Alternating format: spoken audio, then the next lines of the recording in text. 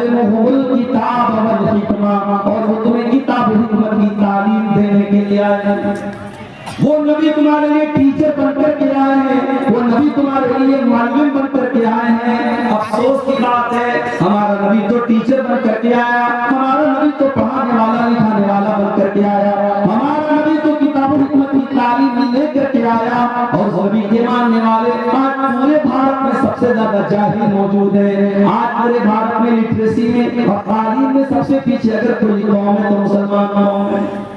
نہ ہم دین کے ہیں نہ دنیا کے۔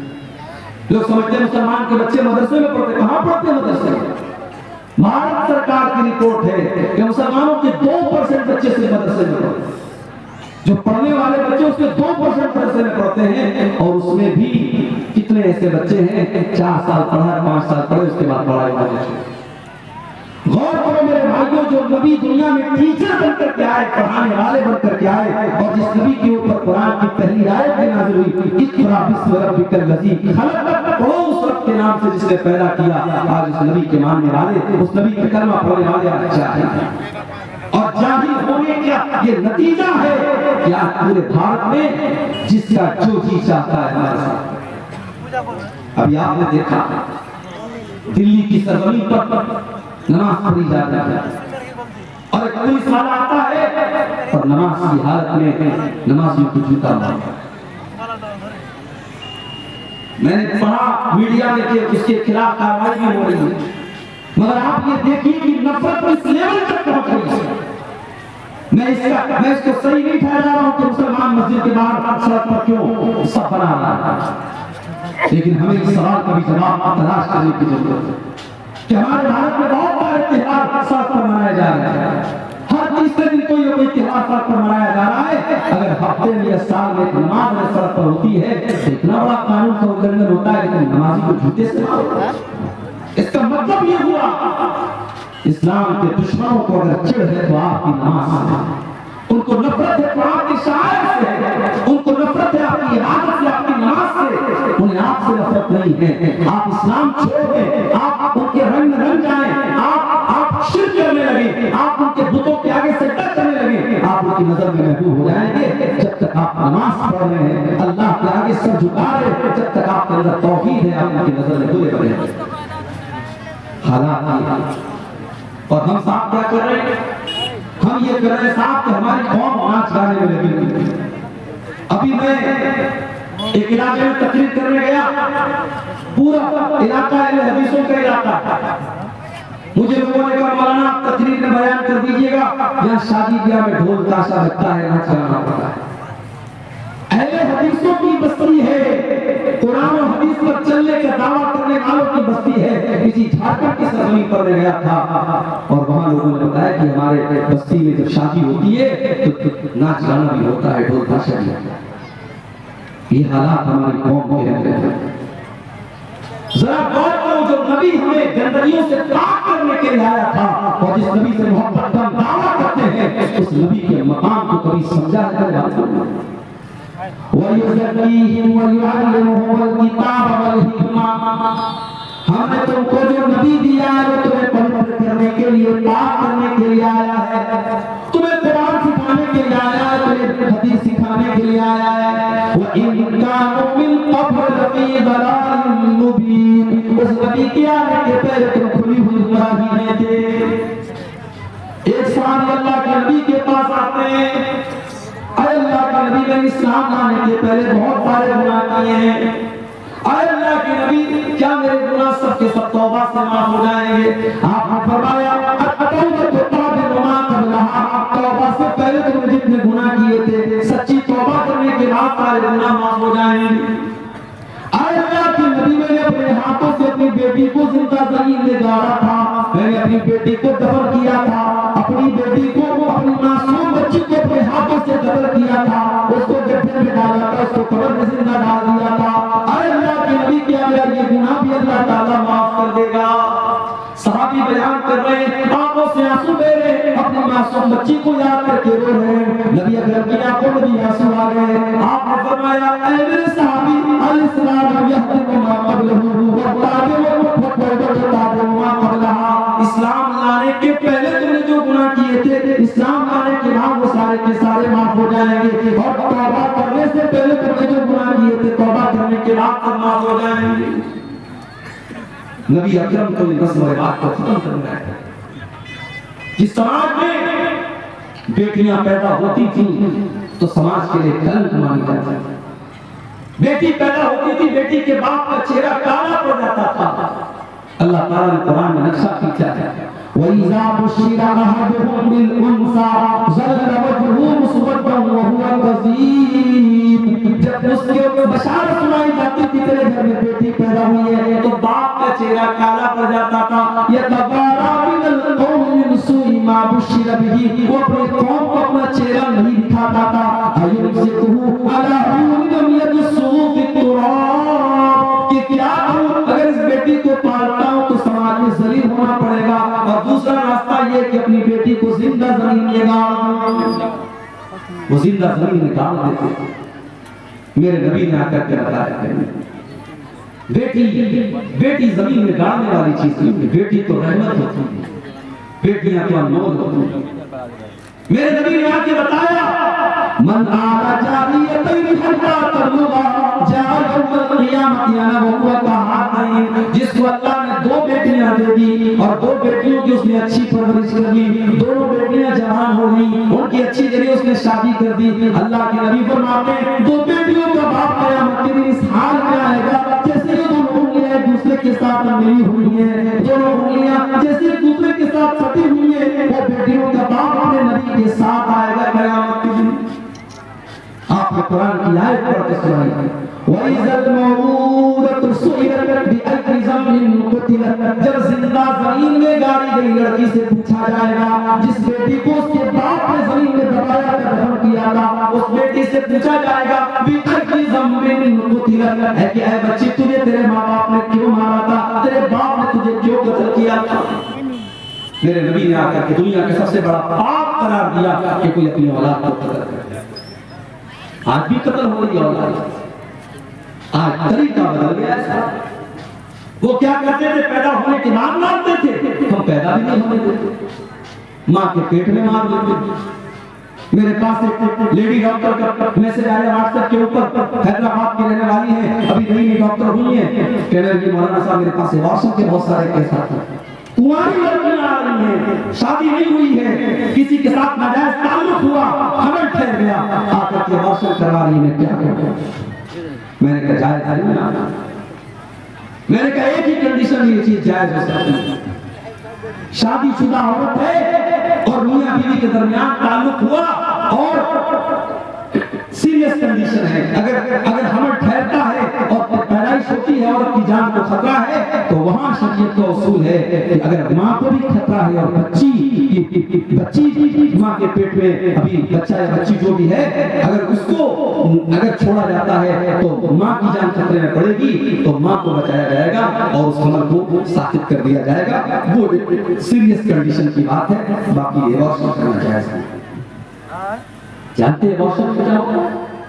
جائیے یوٹیوب پر آپ ویڈیو میں دیکھیں، جب یہ ایوارشن ہوتا ہے تو الٹرا ساؤنڈ کے ذریعے بتایا گیا، دکھایا گیا کہ اس معصوم بچے کو ماں کے پیٹ میں اس بے رحمی سے مارا جاتا ہے، اس کے بدن کے ٹکڑے ٹکڑے کیے۔ میرے بھائیوں 1400 سال پہلے کے وہ جاہل وہ اپنی بیٹیوں کو ایک بار مارتے تھے اور پیدا ہونے کے بعد مارتے تھے، اور آج وہ بیٹی کا باپ اپنی بیٹی کو اس کی ماں کے پیٹ میں مار رہا ہے اور ڈاکٹر کے ذریعے مروا رہا ہے، انجیکشن کے ذریعے مروا رہا ہے۔ آج کا انسان اس قدر گر چکا ہے۔ آج عورتوں کی لوگ بات کرتے ہیں، ابھی 8 مارچ کو لوگوں نے کہا وومنس ڈے، مہیلا دیوس، مہیلا ادھیکار دیوس، عورتوں کو ادھیکار ملے۔ کون سے ادھیکار کی بات ہے؟ فلسطین کے غزہ شہر میں ڈیلی ہزاروں عورتیں مر رہی ہیں، دودھ پلانے والی عورتیں بھوکی ہیں، ان کے بچوں کو پلانے کے لیے ان کے بدن میں طاقت ہے اپنے بچوں کو دودھ پلا سکے۔ پریگننٹ عورتیں، حمل والی عورتیں ہیں، پیٹ میں بچہ ہے، کھانے کو ہفتوں سے نہ کھانے کو کھانا ہے نہ پینے کو پانی ہے، 400-500 عورتوں پر ایک لیٹرین ہے، وہ جانوروں جیسی زندگی وہ عورتیں گزار رہی ہیں اور دنیا میں تہذیب کا ٹھیکیدار بنا ہے امریکہ اور تہذیب کا ٹھیکیدار بنا ہے اسرائیل، اور یہ سب اس ظلم کو صحیح قرار دے رہے ہیں اور ظلم پر چپ ہیں اور ان عورتوں پر ظلم ہو رہا ہے، اور یہ سب دنیا کو کہہ رہے ہیں مہیلا کے ادھیکار کا دیوس مناؤ، انہیں سلائی ڈے مناؤ۔ یہ ڈھکوسلے ہے میرے بھائیوں، عورتوں کو اگر حق دیا ہے کسی مذہب نے تو اسلام نے۔ میری ماں اور بہنوں، اگر تاریخ اور اتہاس کے پنے اٹھا کے دیکھو تو تم اللہ کے نبی کا شکریہ ادا کرو گی، تم اسلام کا شکریہ ادا کرو گی کہ اسلام نے تمہیں جینے کا ادھیکار دیا ہے۔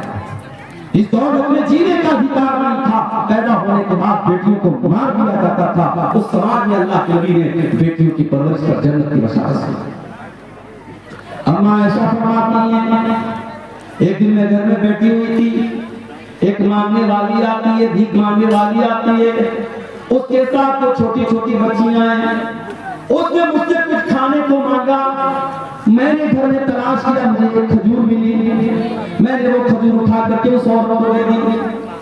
اس عورت نے کھجور کے 2 ٹکڑے کیے اور دونوں بیٹیوں کو دے دیا، وَلَمْ تَأْكُلْ مِنْهَا شَيْئًا، اور خود کچھ نہیں کھایا۔ ماں ہوتی ہے، ماں خود بھوکی رہتی ہے بچوں کو کھلاتی ہے۔ جن کی مائیں زندہ ہے ماں کی قدر کرو، ماں کے چلے جانے کے بعد ماں کی بڑی یاد آئے۔ ماں نے دونوں بچیوں کو دے دیا، خود کچھ نہیں کھایا۔ اما عائشہ یہ منظر دیکھ کر کے حیران ہو گئی۔ جب اللہ کے نبی گھر میں تشریف لائے، اما عائشہ نے کہا اللہ کے نبی آج ایسا معاملہ آیا تھا، وہ بھوکی عورت تھی، وہ غریب عورت تھی، میں نے ایک کھجور اس کو دی، اس نے اپنی بچیوں کو کھلا دیا، خود کچھ نہیں کھایا۔ آپ نے فرمایا اے عائشہ من ابتلی من هذه البنات شيئا قلنا له سترا من النار۔ اے عائشہ یہ بیٹیاں تو اللہ تعالیٰ کی طرف سے بہت بڑا امتحان ہوتی ہیں، بہت بڑی پریکشا ہوتی ہیں، اور جس کو اللہ تعالیٰ بیٹی دے کر کے آزماتا ہے اور اس امتحان میں وہ کھڑا اتر جاتا ہے، وہ اس امتحان کو پار کر لیتا ہے، قلنا له سترا من النار۔ یہ بیٹیاں اپنے ماں باپ کو جہنم کی آگ سے بچانے کا کام کرتی ہیں۔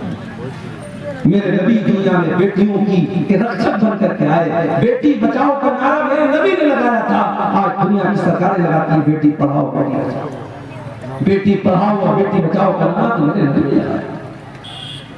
مگر آج افسوس کی بات یہ ہے، سیمانچل کی دھرتی پر کہہ رہا ہوں بڑے ذمہ داری کے ساتھ، میں آپ کے اس علاقے میں فیمس ہو گیا ہوں، مجھ سے یوپی میں لوگ کہتے ہیں کہ مولانا آپ کا پروگرام کٹیہار میں بہت ہوتا ہے، پورنیہ میں بہت ہوتا ہے، سیمانچل کے علاقے میں بہت ہوتا ہے۔ حالانکہ ایسا بھی بہت زیادہ نہیں ہوتا، لیکن چونکہ یوٹیوب وغیرہ پہ آ رہا ہے لوگوں کو لگتا ہے زیادہ ہوتا ہے۔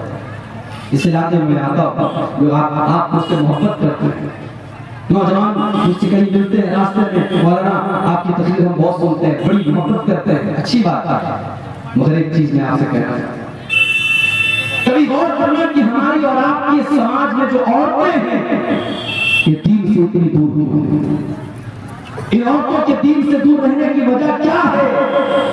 وجہ یہی ہے کہ آج ہماری عورتیں دین کی تعلیم نہیں حاصل کر رہی ہیں، یا تو ہم کو پڑھاتے ہیں یا پڑھاتے ہیں، اسکول میں پڑھاتے ہیں، کالج میں پڑھاتے ہیں، یونیورسٹی میں پڑھاتے ہیں، بی ایڈ کرا دیا، ایم اے کرا دیا، بی اے کرا دیا، ہماری بیٹیوں کو دین سکھانے والا نہیں۔ اسی لیے سماج میں جتنے رسم و رواج ہیں انہی عورتوں کی وجہ سے چل رہے ہیں۔ جب تک آپ عورتوں کو دین نہیں سکھائیں گے، نبی نے فرمایا تھا بیٹی پڑھاؤ بیٹی بچاؤ، اللہ کے نبی نے فرمایا تھا طلب العلم فریضۃ علی کل مسلم، علم حاصل کرنا ہر مسلمان کے لیے کمپلسری ہے، انوارد ہے، ضروری ہے۔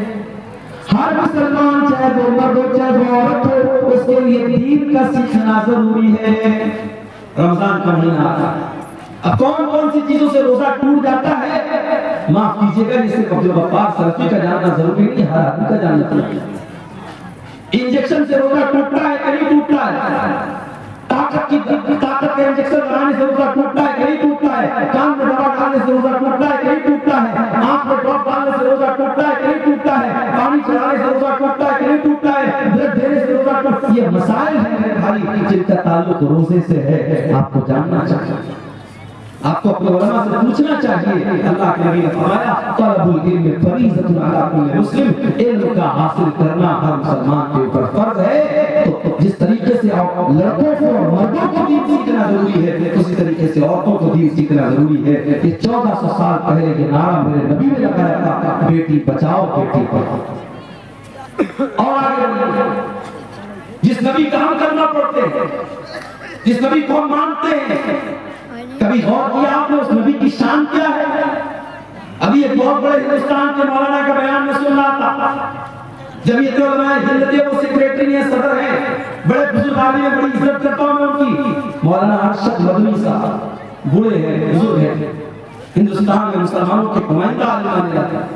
ان کا ایک بیان میں سن رہا تھا، اپنے طلبہ کو نصیحت کر رہے تھے کہ علماء دیوبند نے جو کہہ دیا ہے اس کو پتھر کی لکیر سمجھ کے اس کو پکڑو، کہیں اور مت جانا۔ کیا یہ تعصب نہیں ہے؟ کیا یہ تعصب نہیں ہے کہ آپ نے اپنے علماء دیوبند کو اور اپنے علماء کو معصوم کا درجہ دے دیا کہ جو انہوں نے کہہ دیا وہ پتھر کی لکیر ہے؟ اہل حدیث اگر خلاف ہے تو اسی کے خلاف ہے۔ اہل حدیث کا یہی دعویٰ ہے کہ اگر دنیا میں کوئی ایسی ہستی ہے جو معصوم ہے تو وہ ہستی ہے جناب محمد رسول اللہ صلی اللہ علیہ وسلم۔ اور مولانا الطاف حسین ہادی نے 100 سال پہلے رشتہ کھینچا تھا اور کہا تھا، نبی کو جو چاہے خدا کر دکھائے، اماموں کا رتبہ نبی سے بڑھائے، مزاروں پہ جا جا کے نظریں چڑھائے، شہیدوں سے جا جا کے مانگے دعائیں، نہ توحید میں کچھ فرق اس سے آئے، نہ اسلام بگڑے نہ ایمان جائے۔ بالکل صحیح کہا تھا مولانا الطاف۔ ہماری قوم آج نبی کے مقام، نبی سے بڑھ کے اماموں کا مقام بنا رہی ہے۔ اپنے علماء دیوبند کو کہا جا رہا ہے ان کی ہر بات پتھر کی لکیر ہے۔ ارے علماء کی بات چھوڑ دو، اماموں کی بات چھوڑ دو، ارے میرے نبی کی شان تو یہ ہے کہ میرے نبی کے رہتے ہوئے اگر کوئی دوسرا نبی آ جائے تو اس کی بھی نہیں چلتی۔ آئیے دلیل آپ کو دے دیتا ہوں۔ سورہ آل عمران میں اللہ نے فرمایا، وَإِذَا أَخَذَ اللَّهُ مِيثَاقَ النَّبِيِّينَ، یاد کرو جو اللہ تعالیٰ نے سارے نبیوں سے وعدہ کیا، لَمَا آتَيْتُكُم مِّن كِتَابٍ وَحِكْمَةٍ، اے میرے نبیوں میں تم کو اپنی کتاب دے رہا ہوں، میں تم کو رسول بنا رہا ہوں، ثُمَّ جَاءَكُمْ رَسُولٌ مُّصَدِّقٌ لِّمَا مَعَكُمْ، اگر تمہاری زندگی میں میرا آخری نبی آ جائے گا، میرا آخری رسول آ جائے گا، لَتُؤْمِنُنَّ بِهِ وَلَتَنصُرُنَّهُ، تو تم میرے آخری نبی پر ایمان لاؤ گے، تم میرے آخری نبی کی مدد کرو گے۔ قال اقررتم واخذتم على ذلكم اسری، اللہ نے سارے نبیوں سے وعدہ لیا، سارے نبیوں سے ایگریمنٹ لیا کہ کیا تم اس بات کا اقرار کرتے ہو کہ نہیں کرتے ہو؟ قالوا اقررنا، سارے نبیوں نے کہا کہ ہاں اللہ میں اقرار کرتے ہیں۔ قال فاشهدوا وانا معكم من الشاهدين، اللہ نے فرمایا اے میرے نبیوں تم گواہ رہنا، میں اس بات کے اوپر گواہ ہوں۔ یہ ہے میرے نبی کا، میرے نبی کے آ جانے کے بعد اب دنیا میں کسی اور نبی کی رسالت نہیں چلے گی، کسی اور نبی کی نبوت نہیں چلے گی۔ قیامت کے پہلے حضرت عیسیٰ علیہ السلام بھی دنیا میں آئیں گے تو وہ اپنی شریعت لے کر کے نہیں آئیں گے، اپنا لا لے کر کے نہیں آئیں گے، اپنا قانون لے کر کے نہیں آئیں گے، وہ بھی اگر پیروی کریں گے تو جناب محمد رسول اللہ صلی اللہ علیہ وسلم کے قانون کی پیروی کریں گے۔ میرے بھائیوں، حضرت عمر فاروق کے دربار تورات کا نسخہ لاتے تھے اور اس کو پڑھ لیتے تھے۔ تورات کا نسخہ آئے پڑھنے لگے، اللہ کے نبی وہیں پر بیٹھے ہوئے اور اللہ کے رسول کا چہرہ غصے سے لایا۔ حضرت عمر کی نظریں تو کتاب کی طرف ہے، تورات کی طرف ہے، وہ نظر اٹھا کر کے اللہ کے رسول کا چہرہ نہیں دیکھ رہے۔ ابو بکر صدیق رضی اللہ تعالیٰ نے کہا کہ اے عمر ذرا اللہ کے نبی کا چہرہ دیکھ لے کتنے غصے میں اللہ کا۔ حضرت عمر نے دیکھا اللہ کے رسول کا غصے والا چہرہ، فوراً تورات کا نسخہ زمین پر دے مارا اور کہا اعوذ باللہ من غضب اللہ، میں اللہ کی پناہ چاہتا ہوں اللہ کے غضب سے، رضیت باللہ ربا وبمحمد رسولا وبالاسلام دینا، میں اللہ کو اپنا رب مانتا ہوں، میں محمد صلی اللہ علیہ وسلم کو اپنا رسول مانتا ہوں اور میں اسلام کو اپنا دین مانتا ہوں۔ اس کے بعد اللہ کے نبی نے فرمایا والذی نفس محمد بیدہ، اس اللہ کی قسم جس کے ہاتھ میں محمد کی جان ہے، اے عمر مان کھول کر کے سن لو، لو بدا لکم موسیٰ، اگر آج موسیٰ علیہ السلام دنیا میں آ جائے اور تم مجھے چھوڑ کر کے موسیٰ علیہ السلام کی پیروی کرنے لگو، ان کے پیچھے پیچھے چلنے لگو گے، لَزَلَلْتُمْ عَنْ سَوَاءِ السَّبِيلِ، تم سیدھے راستے سے بھٹک جاؤ گے۔ اور اگر آج موسیٰ علیہ السلام بھی زندہ ہو جائے، اگر ہو جائے تو ان کو بھی میری اتباع کرنی پڑے گی، میری پیروی کرنی پڑے گی۔ یہ ہے عظمت ہمارے نبی کی، یہ مقام ہے میرے بھائیوں۔ ہمارے نبی تو وہ ہے میرے بھائیوں جو رسم و رواج کو ختم کرنے کے لیے دنیا میں آئے، آخری نبی بن کے آئے۔ ہمارے نبی کی مثال کیسی ہے؟ اللہ کے نبی ایک حدیث میں مثال بیان کرتے ہیں، ایک انسان نے بڑا خوبصورت مکان بنایا، بڑا بہترین مکان بنایا، بس ایک اینٹ کی جگہ چھوڑ دی۔ اب لوگ آتے ہیں مکان کا چکر لگاتے، کہتے ہیں یار مکان تو بہت اچھا ہے، بس ایک اینٹ کی کمی ہے۔ اللہ کے نبی فرماتے ہیں کہ وہ ایک اینٹ میں ہوں، میں نبوت کی آخری اینٹ ہوں، میں خاتم النبیین ہوں، میں آخری نبی ہوں، میرے بعد وہ کوئی اور نبی آنے والا ہے۔ اللہ کے نبی خاتم النبیین ہیں، اور آپ کے بعد دنیا میں کوئی نبی آئے گا۔ اور اسی لیے آپ دیکھیے کہ اللہ کے رسول کی زندگی میں ایک بہت خطرناک رسم و رواج تھی۔ کسی نے اگر کسی بچے کو پال لیا تو وہ اس کا سگا باپ مانا جاتا تھا۔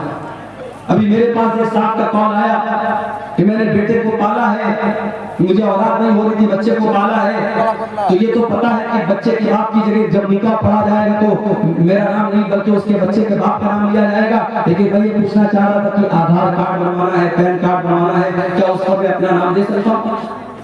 میں نے کہا بھائی یہ دیکھ لو، اگر ٹیکنیکل مجبوری ہے آدھار میں اگر آپ اپنا نام ہی دے سکتے ہیں، بچے کے اوریجنل باپ کا نام نہیں دے سکتے، مجبوری ہے تو الگ بات ہے۔ شریعت تو یہ کہتی ہے کہ آپ کو اوریجنل باپ کا نام دینا ہے، بچے کو پال لینے سے آپ بچے کے باپ نہیں دینا، شریعت کا قاعدہ ہے۔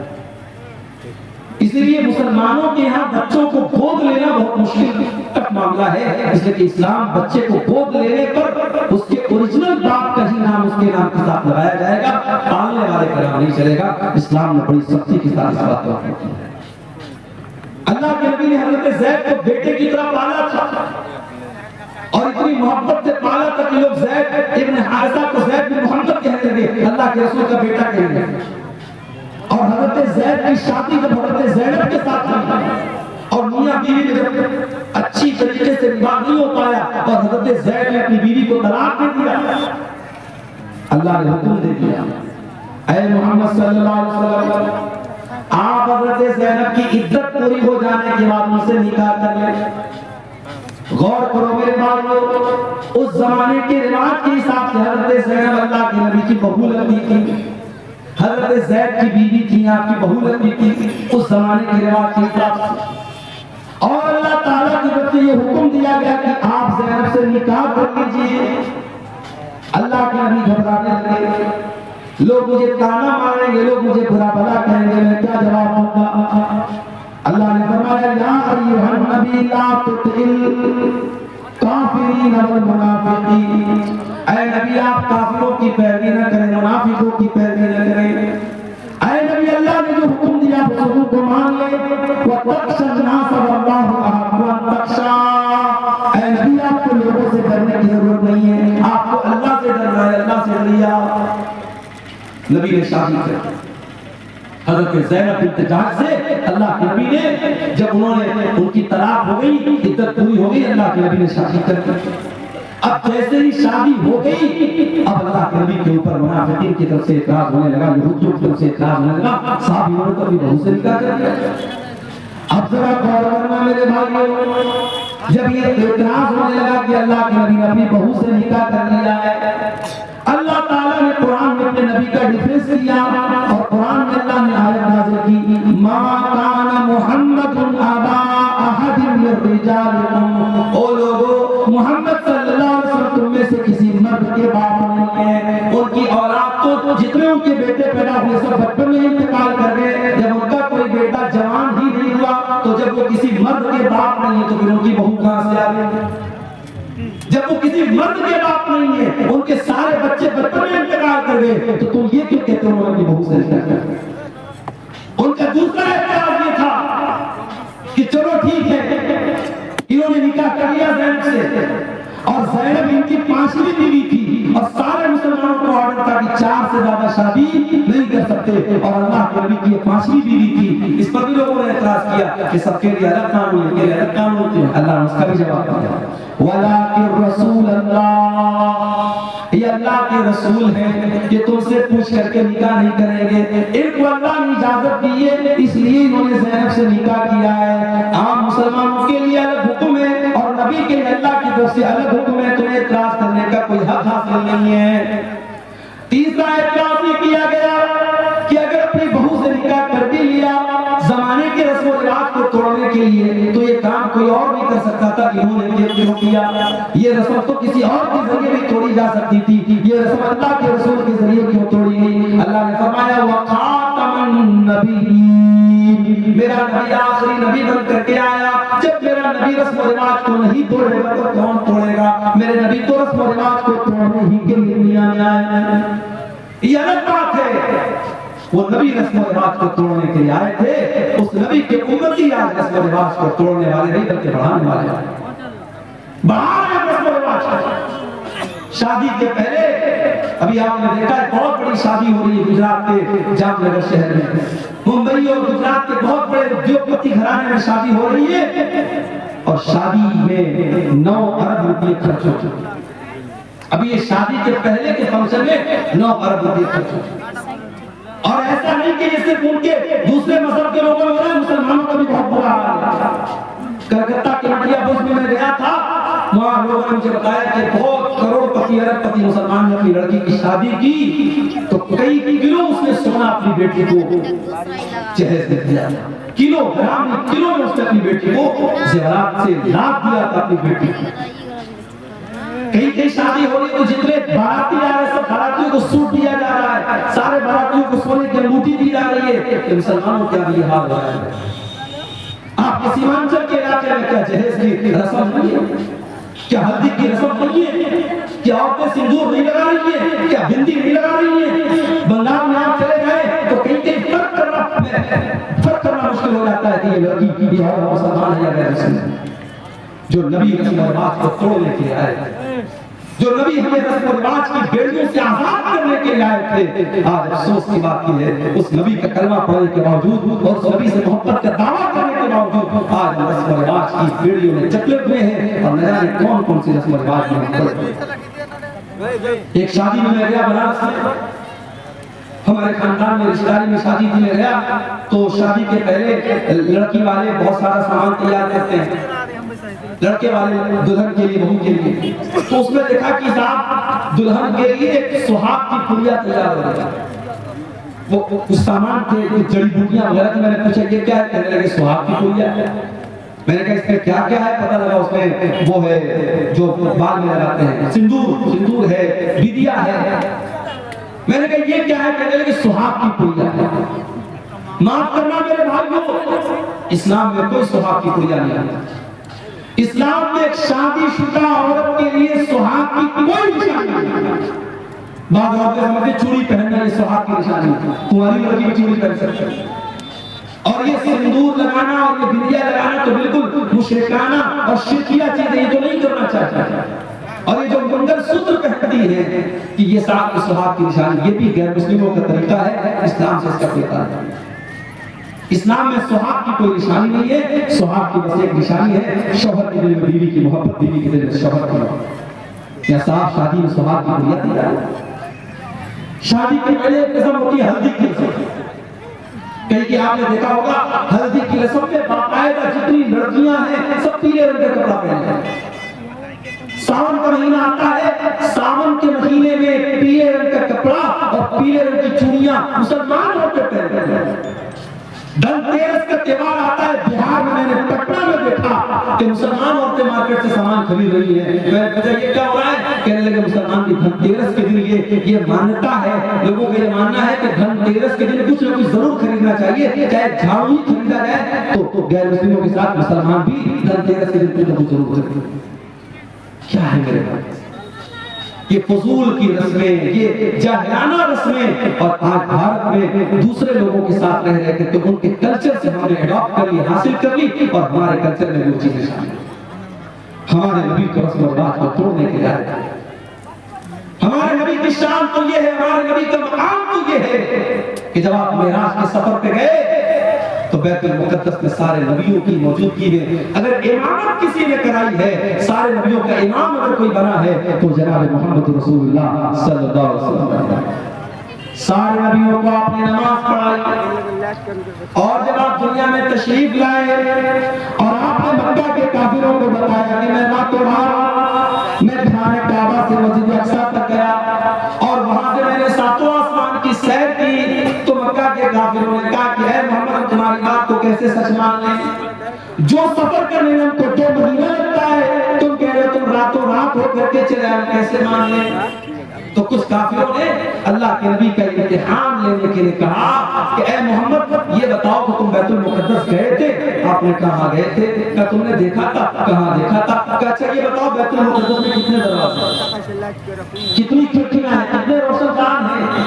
بیت المقدس کے پورب میں کیا ہے، اس کے پچھم میں کیا ہے، اس کے اتر میں کیا ہے، اس کے دکشن میں کیا ہے، اس میں کتنے دروازے ہیں؟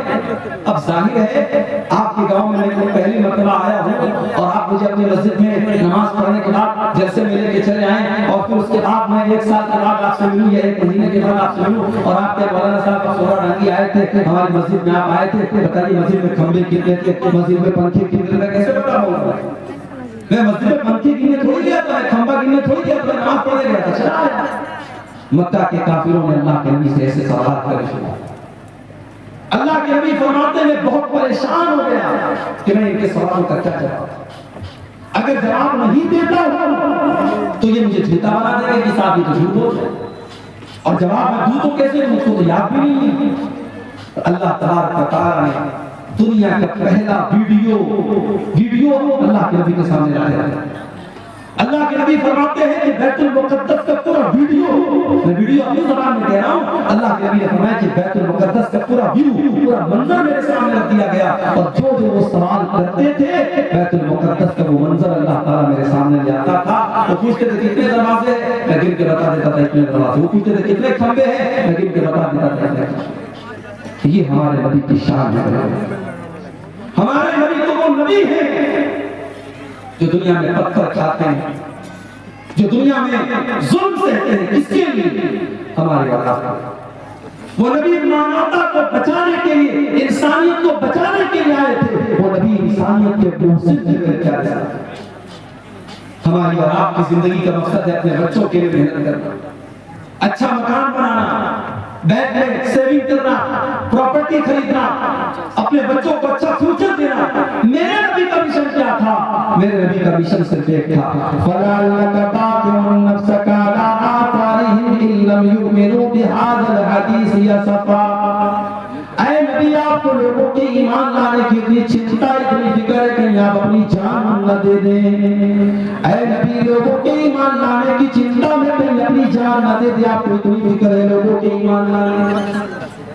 آپ نے طائف میں پتھر دکھائے، آپ نے مکہ سے طائف کا 100 کلومیٹر کا سفر پیدل طے کیا ہے۔ آپ طائف کے لوگوں نے آپ کا کلمہ نہیں پڑھا بلکہ آپ کے دشمن بن گئے، آپ کے اوپر ایمان لانا تو بڑی دور کی بات ہے، انہوں نے آپ کا مذاق اڑایا۔ آپ جب طائف سے نکل کر کے جانے لگے، طائف کے لوگوں نے اللہ کے نبی کے اوپر پتھر برسائے، میرے نبی کے جسم کے اوپر اتنے پتھر برسائے گئے، آپ کے جسم سے خون بہنے لگا اور خون بہ کر کے آپ کے جوتے میں جم گیا۔ میرے پیارے بھائیوں، اس نبی نے پتھر بھی کھائے تو ہمارے اور آپ کے لیے کھائے ہیں، وہ نبی ہمارے اور آپ کے لیے محسن بن کر کے آئے تھے۔ اسی لیے اللہ تعالیٰ قرآن کریم میں کہتا ہے وَمَا أَرْسَلْنَاكَ إِلَّا رَحْمَةً لِّلْعَالَمِينَ، وہ لوگوں کو ہم نے تم کو وہ نبی دیا ہے جو ساری کائنات کے لیے رحمت بن کر کے آئے تھے، رحمت بن کر کے آئے۔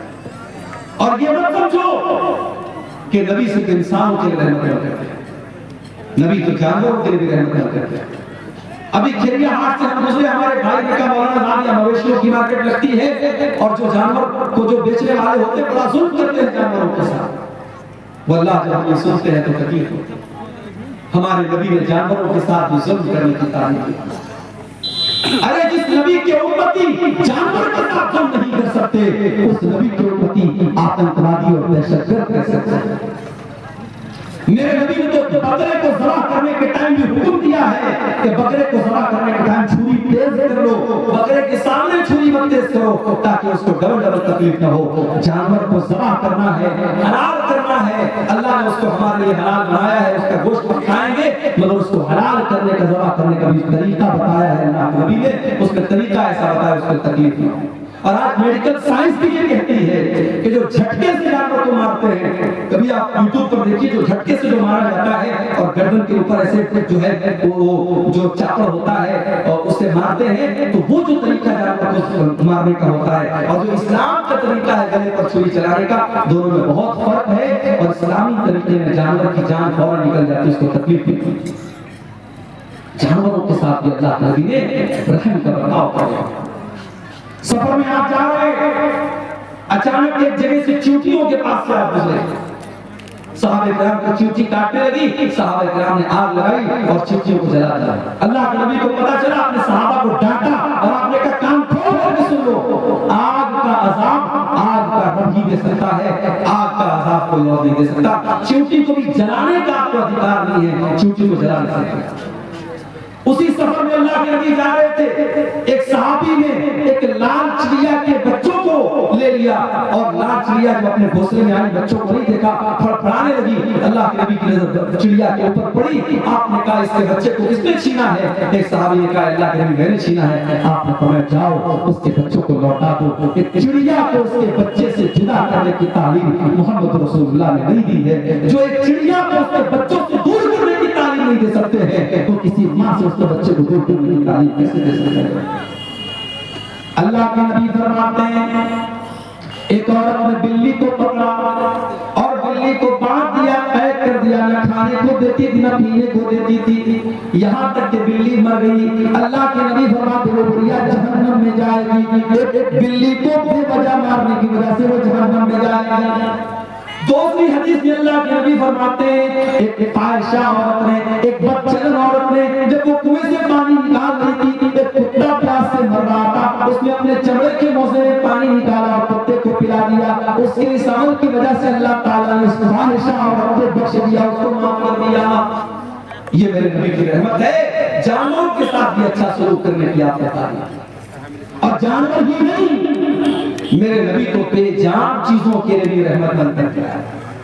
وہ حدیث آپ نے سنی ہوگی، اللہ کے نبی کھجور کے تلے پر کھڑے ہو کر خطبہ دیتے، ایک عورت کی نظر پڑی، اس نے دیکھا اللہ کے نبی کھجور کے تلے پر کھڑے ہو کر خطبہ دیتے ہیں، اس نے کہا اے اللہ کے نبی ہمیں اچھا نہیں لگتا، آپ کھجور کے تلے پر کھڑے ہو کر کے خطبہ دیں ہمیں اچھا نہیں لگتا ہے۔ اس عورت کا بیٹا بڑی کا کام کرتا تھا، اس نے کہا اللہ کے نبی میں اپنے بیٹے سے کہہ کر کے ایک بہترین ممبر آپ کے لیے رہا ہوں۔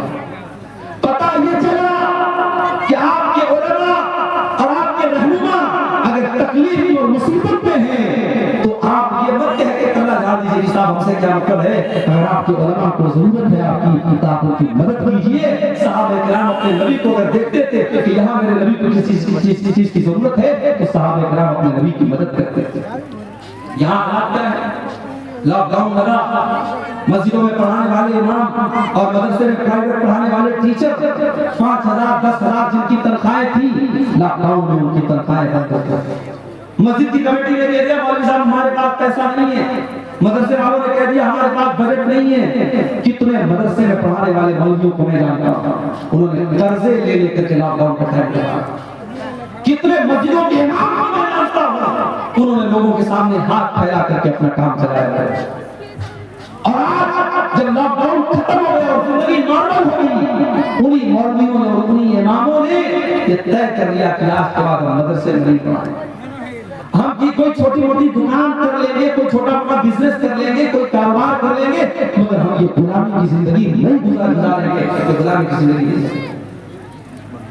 میرے بھائیوں اپنے اماموں کا اپنے علماء کا خیال رکھا۔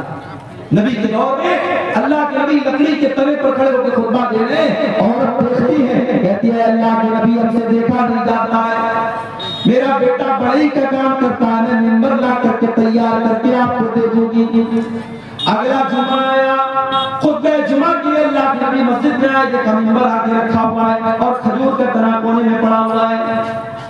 اللہ کے پیارے نبی ممبر کے اوپر چڑھے خطبہ دینے لگے، حدیث کے الفاظ میں بخاری کی روایت ہے فصاحت النخلا، کھجور کے تنے سے رونے کی آواز آنے لگی، کھجور کے تنے سے رونے کی آواز آنے لگی۔ اللہ کے نبی منبر سے اترے اور اس کھجور کے تنے کو اپنے سینے سے لگایا، جب آپ نے سینے سے لگایا تو رونے کی آواز آنی بند ہو گئی اور سسکنے کی آواز آنے لگی۔ اللہ کے نبی نے فرمایا اگر میں اس کو سینے سے نہ لگاتا تو قیامت تک یہ روتا رہتا، اور اس کے بعد آپ نے فرمایا انہا کانت تبکی علی ما کانت تسمع من الذکر، چونکہ اس منبر پر کھڑے ہو کر کے میں اللہ کا ذکر کرتا تھا، میں قرآن بیان کرتا تھا، میں حدیث بیان کرتا تھا، اس لیے یہ لکڑی کا تنا رو رہا ہے۔ میرے پیارے ساتھیوں، میرے نبی اس لکڑی کے تنے کے لیے رحمت بن کر کے آئے تھے۔ ہم اور آپ اتنے بڑے بدنصیب ہیں کہ آج اس نبی جس نبی سے لکڑی کا تنا بھی محبت کرتا تھا، ہم اتنے بڑے بدنصیب ہیں کہ اس نبی سے کا نام تو ہم لیتے ہیں، اس نبی سے محبت کا دم تو بھرتے ہیں، مگر اس نبی کی سنتوں سے ہم پیچھے ہیں، اس نبی کے طریقے سے ہم پیچھے ہیں۔ نہ ہماری شادی بیاہ اس نبی کے طریقے کے مطابق ہے، نہ ہمارا لین دین اس نبی کے طریقے کے مطابق ہے، نہ ہمارا اخلاق اس نبی کے طریقے کے مطابق ہے۔ ہمارا نوجوان تو نوجوان 60 سال کے بوڑھے جب سیلون میں جاتے ہیں اور سیلون میں جا کر کے اپنی داڑھی کو مڑاتے ہیں اور کلین شیو ہوتے ہیں، انہیں شرم آنی چاہیے، انہیں غیرت آنی چاہیے، اور انہیں سوچنا چاہیے کہ ان کے نبی نے کہا تھا کہ داڑھی کو چھوڑ دو، ان کے نبی نے منع کیا تھا کہ داڑھی کو مت چھیڑو، داڑھی کو مت کاٹو، داڑھی کو مت موڑو، جس نبی نے داڑھی کو چھوڑنے کا حکم دیا تھا آج اس نبی کے امتی سیلون میں جا کر کے داڑھی صاف کروا رہے ہیں۔ جس نبی نے ساری زندگی پاک قانون کی زندگی گزاری تھی، جو نبی اتنے حیادار تھے کہ اللہ کے نبی کے بارے میں صحابہ کہتے ہیں کہ تمہاری لڑکی سے بھی زیادہ آپ شرمیلے تھے، آج اس نبی کے ماننے والے اور اس نبی کا کلمہ پڑھنے والے بے شرم ہوتے چلے جا رہے ہیں، بے غیرت ہوتے چلے جا رہے ہیں۔ اس قوم کی لڑکیوں کو دیکھ لو، اس قوم کے لڑکوں کو دیکھ لو، آج بے حیا ہوتے چلے جا رہے ہیں۔ میرے پیارے ساتھیوں، اس لکڑی کے تنے کو بھی اپنے نبی سے محبت تھی، اگر ہمیں محبت ہوتی تو ہم اس نبی کے طریقے اور آگے وہ نبی ہم سے بہت محبت کرتے تھے، وہ نبی ہمیں بہت چاہتے تھے۔ اللہ نے قرآن میں فرمایا لقد جاءکم رسول من انفسکم عزیز علیہ ما عنتم حریص علیکم بالمؤمنین رؤوف رحیم۔ اے مسلمانوں، ہم نے تم کو وہ رسول دیا ہے جو جان سے زیادہ تم سے محبت کرتے ہیں، جو تمہیں فائدہ پہنچانے کی پوری کوشش کرتے ہیں، جو تمہیں تکلیف سے بچانا چاہتے ہیں۔ اللہ کے نبی کی سیرت میں آپ کے واقعات ہے، مصباح سے آپ کتنی محبت کرتے تھے۔ انتقال کے پہلے بھی آپ نے حضرت عائشہ کے بھائی عبد الرحمن کے ہاتھ میں مسواک دیکھی، حضرت عائشہ کو اشارہ کیا، حضرت عائشہ نے اپنے بھائی سے مسواک کو لیا، اپنے دانتوں سے نرم کیا۔ اللہ کے نبی نے اپنے آخری ٹائم بھی مسواک کیا ہے، مسواک سے اتنی محبت کرتے تھے اللہ کے نبی، اس کے باوجود آپ نے اپنی امت کی آسانی کے لیے کیا فرمایا لولا ان اشق علی امتی لامرتهم بالسواک عند كل صلاۃ۔ اگر میں اپنی امت کے لیے پریشانی نہ سمجھتا، اگر میں اپنی امت کے لیے مصیبت نہ سمجھتا تو میں مسواک کو کمپلسری کر دیتا، ضروری کر دیتا، لیکن اگر میں مسواک کو ضروری کر دیتا میری امت پریشانی میں پڑ جاتی، اس لیے مسواک کو آپ نے ضروری کرا دیا۔ تراویح کی نماز کو دیکھو میرے بھائیو، پہلے دن اللہ کے نبی نے تراویح پڑھائی تو تھوڑے سے صحابہ آئے، دوسرے دن آپ نے تراویح پڑھائی تو آدھی مسجد بھر گئی، تیسرے دن آپ نے تراویح کی نماز پڑھائی تو پوری مسجد بھر گئی، چوتھی رات آپ نہیں آئے، جب فجر کی نماز میں آپ آئے آپ نے فرمایا میں جان بوجھ کر کے نہیں آیا، اے میرے صحابہ اس نماز کو لے کر کے تمہارا جذبہ میں نے دیکھا، تمہارا شوق میں نے دیکھا، خشیت ان تفرض علیکم، میں ڈر گیا کہ کہیں تراویح کی نماز تمہارے لیے فرض نہ ہو جائے۔ اس نبی نے چوتھے دن تراویح کی نماز نہیں پڑھائی تاکہ تراویح کی نماز فرض نہ ہو جائے۔ میرے بھائیوں، وہ نبی ہم سے اتنی محبت کرتے تھے، ہماری آسانی چاہتے تھے انہیں۔ معراج کے سفر میں آپ گئے، 50 ٹائم کی نماز آپ واپس آئے، موسیٰ علیہ السلام سے ملاقات ہوئی، موسیٰ علیہ السلام نے کہا کہ اے محمد صلی اللہ علیہ وسلم کتنا آپ کو کیا حکم ملا اللہ تعالیٰ کی طرف سے؟ کہا کہ 50 ٹائم کی نماز پڑھی، کہا کہ آپ کی امت نہیں پڑھ پائے گا۔ میں نے بنی اسرائیل کو آزمایا ہے، میں نے تجربہ کیا ہے، بنی اسرائیل کو میں نے بہت آزمایا، آپ کی امت 50 ٹائم کی نماز نہیں پڑھتا ہے، یا جائیے اپنے ہم سے کم کر۔ اگر اللہ کے رسول کو خود پڑھنا ہوتا 50 پڑھنے میں آپ کو کوئی دقت نہیں تھی، اپنی امت کی آسانی کے لیے آپ گئے اور 50 میں 10 کم کروا کے 40 لے کے آئے۔ حضرت موسیٰ نے کہا 40 بھی نہیں پڑھ پائے گی، واپس جائیے، آپ پھر گئے 40 میں سے 10 اور کم کروا کے آیا, 30 ہو گئی, 30 سے 20 ہو گئی, 20 سے 10 ہو گئی, 10 سے 5 ہو گئی, 5 ٹائم کی نماز میں اللہ کے نبی لے کر کے آئے. حضرت موسیٰ نے کہا اے محمد صلی اللہ علیہ وسلم, آپ کی امت میں 5 ٹائم کی نماز بھی نہیں پڑھ پائے. اور واقعی 5 ٹائم کی نماز بھی آج نہیں پڑھ پائے. بڑے کاروباری ہیں, بڑے بزنس مین ہیں, دکان پر بیٹھے ہوئے ہیں, حی علی الصلاۃ کی آواز آ رہی ہے مگر ہمیں نماز پڑھنے کی فرصت نہیں. رات کو 2 بجے تک ہمارے نوجوان موبائل پہ لگے ہوئے ہیں, اور فجر کے ٹائم 5 ساڑھے 5 بجے جب فجر کی اذان ہو رہی ہے اور مؤذن کہہ رہا ہے الصلاۃ خیر من النوم, نماز نیند سے بہتر ہے. 2 بجے تک 3 بجے تک رات میں جاگنے والا مسلمان فجر کی نماز میں سویا ہوا ہے. میرے پیارے بھائیوں, موسیٰ علیہ السلام کو کتنا بہترین تجربہ تھا اپنی قوم کا. انہوں نے کہا آپ کی امت 5 ٹائم کی نماز بھی نہیں پڑھ پائے. معاف کرنا میرے بھائیوں, آپ کا بزنس اور آپ کا کاروبار نماز سے بڑا نہیں ہے. آپ کاروبار بھی کیجئے, آپ بزنس بھی کیجئے, لیکن نماز اپنے ٹائم پر پڑھیے. اللہ قرآن میں کہتا ہے رجال لا تلہیہم تجارت ولا بیع عن ذکر اللہ واقام الصلاۃ. میرے نیک بندے وہ ہیں, میرے مومن بندے وہ ہیں, ان کا کاروبار, ان کا بزنس, ان کی تجارت ان کو نماز سے غافل نہیں کرتا ہے. وہ کاروبار بھی کرتے ہیں, وہ بزنس بھی کرتے ہیں, اور نماز کا ٹائم ہوتا ہے تو نماز پڑھتے ہیں. یخافون یوما تتقلب فیہ القلوب والابصار, وہ قیامت کے دن سے ڈرتے ہیں, وہ اللہ کے عذاب سے ڈرتے ہیں, وہ پابندی سے نماز پڑھتے ہیں. نماز کے سلسلے میں آپ کوئی ڈھیلائی نہ کیجیے. سعودی عرب کے احباب کے ایک عالم نے لکھا وہاں کے کہ ایک مرتبہ میں فلائٹ میں سفر کر رہا تھا اور میرے ساتھ ایک فوج کا ریٹائر کرنل تھا جو پہلے فوج میں کام کرتا تھا, میرے ساتھ وہ بیٹھا. کہتے میں نے فلائٹ میں سفر کیا, فلائٹ سے ہم لوگ اترے, ایئرپورٹ پر کافی دیر تک ہم بیٹھے تھے, دوسری فلائٹ کا انتظار کر رہے تھے. میں نے ایک بات نوٹس کی کہ تھوڑی دیر پر وہ انسان کسی کو فون کرتا ہے اور کہتا ہے کہ بیٹا آپ نے نماز پڑھ لیا. بار بار ظہر کا ٹائم آیا, بیٹے سے پوچھ رہا ہے نماز پڑھ لیا. عصر کا ٹائم آیا, بیٹا سے پوچھ رہا ہے نماز پڑھ لیا. میں نے پوچھا یہ کس سے آپ بار بار پوچھ رہے ہیں؟ فوج کا ریٹائر کرنل کا سعودی عرب کا, اس نے اس مولانا کو جواب دیا کہ ہاں یہ میں اپنے بیٹے کو کال کرتا ہوں, اور میں ہر نماز کے ٹائم میرا معمول ہے اپنے بیٹے کو کال کر کے پوچھتا ہوں کہ تو نے نماز پڑھی کہ نہیں پڑھی. تربیت اس کو کہتے ہیں, اپنے بچوں کو اچھا کھلا دینا, اچھا پہنا دینا, اچھے اسکول میں ایڈمیشن کرا دینا, ان کے گھر بنا دینا, ان کے لیے LIC لے لینا, ان کے لیے بینک بیلنس بنا دینا. معاف کرنا تربیت یہ نہیں ہے. تربیت یہ بھی ہے کہ آپ اپنے بچوں کی آخرت کی فکر کریں, اپنے بچوں کی نماز سیکھیں.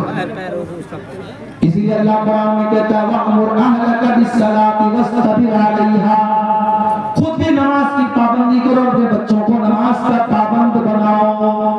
اللہ کے نبی فرماتے ہیں مُرُوا أَوْلَادَكُمْ بِالصَّلَاةِ وَهُمْ أَبْنَاءُ 7 سنين, جب تمہارے بچے 7 سال کے ہو جائیں ان کو نماز کا حکم دو.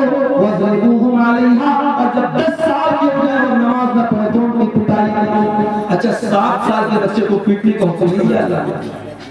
ہمارے ہاں 6 سال کے بچے اسکول جاتے ہیں, سردی کے موسم میں 5 بجے اسکول کی وین آتی ہے, ماں زبردستی بچہ آنکھ مر رہا ہے, اس کی نیند ابھی لگ رہی ہے, ماں تیار کرتی ہے, ڈریس پہناتی ہے, اسکول کا بیگ دیتی ہے, زبردستی اس کو وین میں بٹھاتی ہے. میرے بھائیوں یہ سسٹم صحیح نہیں ہے. 7 سال تک تو چائنا میں اور جاپان میں آپ دیکھ لیں, 7 سال تک کے بچوں کو تو ایسے ہی کھیل میں پڑھایا جاتا ہے, بچوں کو مارا نہیں جاتا, بچوں کو پیٹا نہیں جاتا. یہ سبق دیا تھا جناب محمد رسول اللہ صلی اللہ علیہ وسلم نے. 7 سال کا بچہ ہے, پیار سے سمجھاؤ, محبت سے سمجھاؤ. ہاں 10 سال کا ہو گیا اب اس کے بستر الگ کر.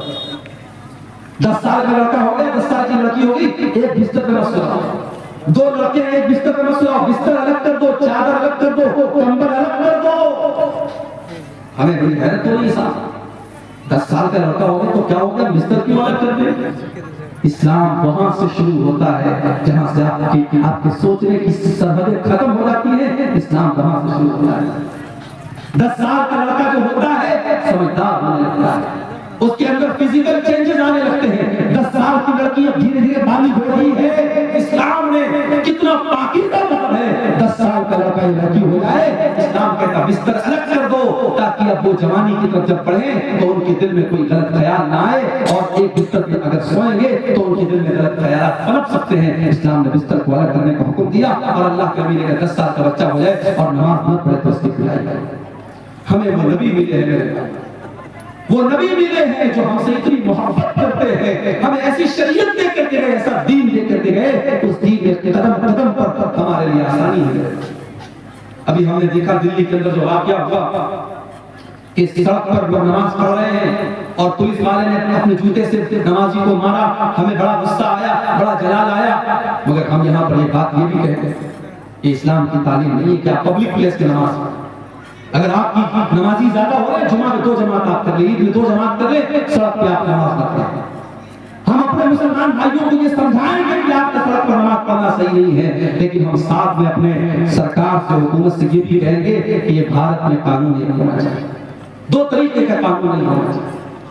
کسی مذہب کے تہوار کو کھلے عام سڑکوں پر منائے جائیں اور تہوار منانے والوں پر پھولوں کی بارش کی جائے، اور دوسرے مذہب کا مسلمان اگر ہفتہ میں جمعہ کی ایک نماز پڑھ لے تو آپ کا پولیس والا اسے جوتوں سے مار رہا ہے، کہ 2 طریقے کے قانون نہیں چلیں گے۔ اور اگر مان لو حالات کبھی دنیا میں ایسے آ جائیں، ساری مسجدیں ختم ہو جائیں اور سارے جتنی اللہ کی مسجدیں ہیں ساری مسجدوں کو لوگ اٹھا کے گرا دیں، تب بھی معاف کرنا نماز بند ہونے والی نہیں۔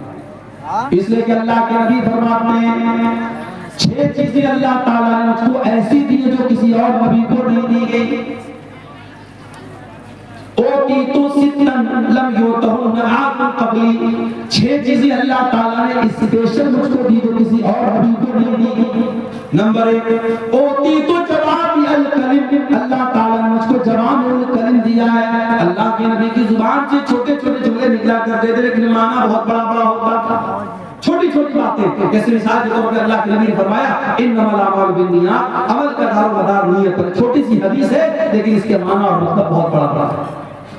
دوسری چیز وَنُصِرْتُ بِالرُّعْبِ مَسِيرَةَ الشَّهْرِ، اور میرے دشمن کے دل پر میرا رعب و دبدبا ڈال دیا گیا ہے، میرا دشمن 1 مہینے کی دوری پر بھی اگر مجھ سے ہو اس کے دل میں میرا رعب و دبدبا ڈال دیا گیا ہے۔ تیسری چیز وَجُعِلَتْ لِيَ الْأَرْضُ مَسْجِدًا وَطَهُورًا، اور ساری کی ساری زمین میرے لیے مسجد بنا دی گئی ہے۔ مسلمان نماز پڑھنے کے لیے مسجد کا محتاج نہیں ہے، کہیں پر بھی جنگل میں چلا جائے، پہاڑ پہ چلا جائے، دنیا کے کسی بھی کونے میں چلا جائے، نماز کا ٹائم ہو گیا، نماز میں کہیں پر بھی پڑھ سکتا ہے۔ پاک صاف جگہ ہونی چاہیے، اگر پانی نہیں مل رہا ہے اس کے لیے ساری زمین پاک بنائی گئی، وہ کہیں پر بھی زمین پر ہاتھ مار کر کے تیمم کر سکتا ہے، ساری زمین اس کے لیے پاک بنائی گئی، ساری زمین اس کے لیے مسجد بنائی گئی۔ یہ ہمارے اسلام کی خاصیت ہے، ہمارا دین بڑا آسان ہے۔ جاڑے کا موسم ہے، ہم نے موزہ پہنا ہے، سفر میں ہم نکلے ہوئے ہیں، موزہ نہیں اتار رہے ہیں، اسلام کہتا ہے کوئی مسئلہ نہیں، تمہیں پیر دھونے کی ضرورت نہیں، وضو کر کے اگر آپ نے موزہ پہنا ہے اور سفر کی حالت میں آپ ہے تو 3 دن تک آپ اسی موزے کو پہنے رہیے اور اس پر مسح کر لیجیے، پیر کو دھونے کی ضرورت نہیں ہے۔ ہاں اگر اپنے گھر میں ہے تو 24 گھنٹے تک آپ مسح کر سکتے ہیں، 24 گھنٹے کے بعد آپ موزہ اتار لیجیے، پیر دھو کے پھر سے موزہ پہن لیجیے، وضو کر کے پھر سے پہن لیجیے۔ آسانیاں ہیں ہمارے لیے۔ سفر میں ہم نکلے، ابھی ہمارے کٹیہار کے بعد آباد ہیں، اگر ہم لوگ جہاں سے جمعہ پڑھ کے جامتاڑا گئے تھے 350 کلومیٹر دور گئے تھے، سفر میں نکلے ہیں، نماز کا ٹائم ہوا، ہم 4 رکعت والی نماز کو 2 رکعت پڑھے، سنت پڑھنے کی ضرورت نہیں ہے، فجر کی سنت پڑھیں گے، باقی کوئی سنت پڑھنے کی ضرورت نہیں ہے، 4 رکعت والی کو 2 رکعت پڑھیں گے، ظہر اور عصر کو اکٹھے پڑھ لیں گے، مغرب اور عشاء کو اکٹھے پڑھ لیں گے۔ آسانیاں ہیں قدم قدم پر ہماری شریعت میں۔ میرے پیارے ساتھیوں، یہی بات ہے جو اللہ قرآن میں کہہ رہا ہے لقد جاءکم رسول من انفسکم عزیز علیہ ما عنتم، ہم نے تم کو وہ نبی دیا ہے جو تمہیں جان سے زیادہ پیار ہے۔ اور پریگننٹ ہے، روزہ رکھے گی بچے کو تکلیف پہنچے گی، بچے کو دودھ پلا رہی ہے، روزہ رکھے گی بچے کو دودھ نہیں پلا سکتی ہے، اسلام کہتا کوئی مسئلہ نہیں ہے، اور بعد میں روزہ پورا کر لے گی، اسلام اس کو قضا کرنے کا اور بعد میں روزہ پورا کرنے کا حکم دیتا ہے۔ اور پیریڈ میں ہے، اس کی کمزوری کا دن ہے، اس کی بیماری کا دن ہے، چڑچڑاپن رہتا ہے، بدن میں کمزوری رہتی ہے، بلڈ آتا رہتا ہے، درد ہوتا رہتا ہے، اسلام نے کہا کوئی مسئلہ نہیں، جتنے دن اس کو پیریڈ آ رہا ہے وہ نماز نہیں پڑھے گی، روزہ نہیں رکھے گی، روزہ بعد میں پورا کرے گی۔ قدم قدم پر ہماری شریعت میں میرے بھائیوں آسانی ہوتی ہے، وہ نبی ہماری آسانی کا بڑا ہے، اور وہ نبی ہم سے بہت محبت کرتے تھے، وہ راتوں کو اٹھ کر کے ہمارے لیے رویا کرتے تھے۔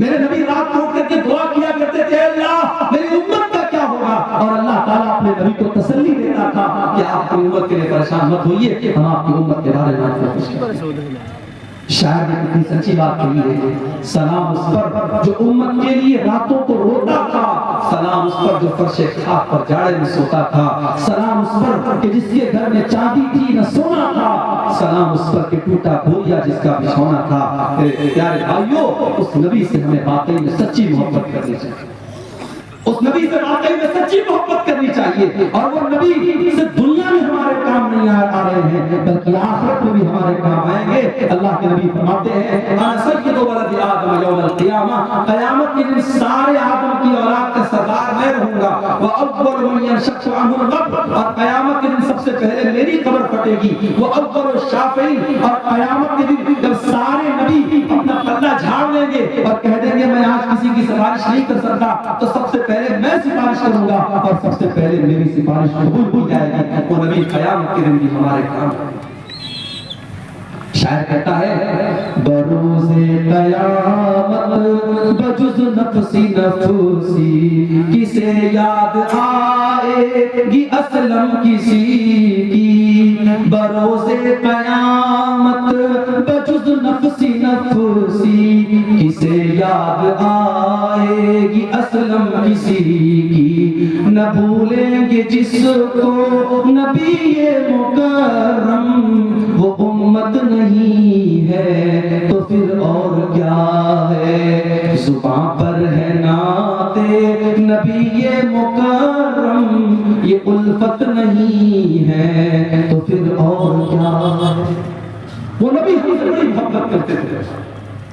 اللہ کے نبی فرماتے ہیں کہ اللہ تعالیٰ نے ہر نبی کو ایک دعا ایسی دی جس کے قبول کرنے کی گارنٹی لے لی، اور ہر نبی نے اپنی اس دعا کو دنیا میں مانگ لیا۔ اللہ کے نبی فرماتے ہیں کہ میں نے اپنی دعا کو سوال کیا، سارے نبیوں نے اپنی دعا کو مانگ لیا، لیکن میں نے اپنی دعا کو سوال کر رکھا ہے، کس کے لیے؟ اپنے لیے نہیں، اپنے پریوار کے لیے نہیں، اپنے بچوں کے لیے نہیں، شفاعت لامتی یوم القیامہ، میں قیامت کے دن اپنی امت کے لیے سفارش کروں گا، قیامت کے دن اپنی امت کے لیے اللہ سے گڑگڑا کے معافی مانگوں گا۔ میرے پیارے ساتھیوں، اس نبی کی قدر کرو، اس نبی سے محبت کرو، اس نبی کی اتباع کرو، اس نبی کی اطاعت کرو۔ اور میرے بھائیوں، یہ ہمارے مولانا توحید صاحب نے ایک پرچی دی ہے، ان کے کچھ سوالات ہیں، میں ان کو جواب دے کر کے میں بات ختم کروں گا، کیونکہ ہمارے ایک بنگلہ مقرر موجود ہے اور 3 بجنے والے ہیں۔ میں 3 سوالوں کو مختصر طور پہ جواب دے کے بات ختم کرتا ہوں۔ ایک سوال آیا ہے، کیا عقیقہ کے جانور کے لیے داتا ہونا ضروری ہے؟ ضروری نہیں ہے، داتا ہو تو بہتر ہے، لیکن جانور عقیقہ کا جو ہے وہ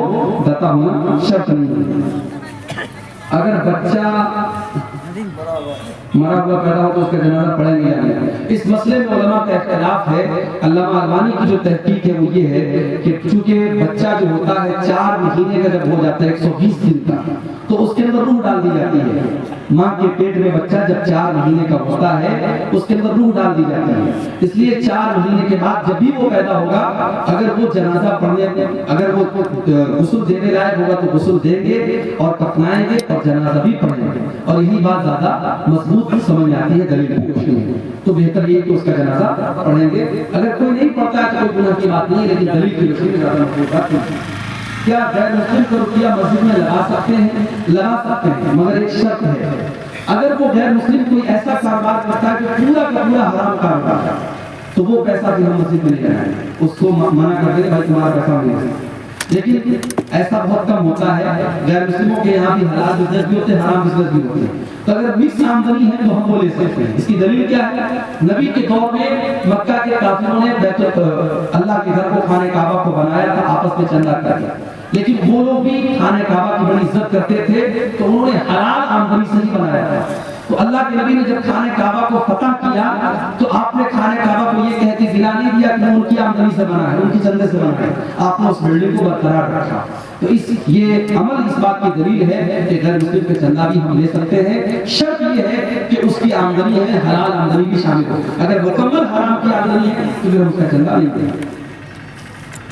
گائے یا بیل کا عقیقہ دے سکتے ہیں یا نہیں؟ نہیں دینا چاہیے، مناسب نہیں ہے، اس لیے کہ عقیقہ کے جانور میں جہاں بھی حدیث میں ذکر ہے چھوٹے جانور کا، بعض علماء نے بڑے جانوروں کو جائز قرار دیا ہے، مگر دلیل کے اعتبار سے اس کی کوئی مضبوط دلیل نہیں ہے۔ جہاں پر بھی حدیثوں میں ذکر ہے چھوٹے جانور کا ذکر ہے، آپ بکرا بکری کر سکتے ہیں، بھیڑا بھیڑی کر سکتے ہیں، دمبا وغیرہ کر سکتے ہیں، لیکن بڑے جانور کا ثبوت عقیقہ میں نہیں ملتا ہے۔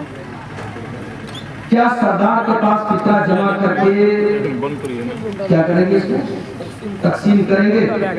دیکھیے فطرہ کے سلسلے میں حدیث میں صرف اتنا آتا ہے کہ ہر مسلمان پر، چاہے وہ مرد ہو، چاہے وہ عورت ہو، چاہے وہ بچہ ہو، چاہے وہ جوان ہو، فطرہ فرض ہے۔ نبی کے دور میں اس کی ایک اجتماعی شکل ہوتی تھی، لوگ اللہ کے نبی کے پاس جمع کرتے تھے اور وہاں سے وہ غریبوں کو دیا جاتا تھا۔